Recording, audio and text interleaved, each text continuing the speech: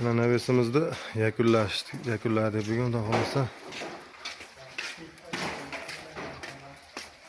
ko'rib baho berasizlar mana. 2 metrlik shunlar ham bor.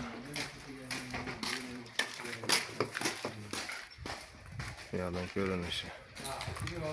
Buni yatırgan ham borda. Usta boshlangan.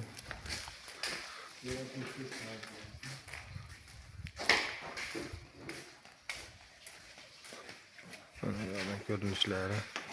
Toshkent viloyati Qibray tumaniga o'rnatildi mana. Kimga shunday naves darvozalari ham kerak bo'lsa aloqaga chiqaverasizlar. O'zbekiston bo'ylab dastlabki xizmatlari bor.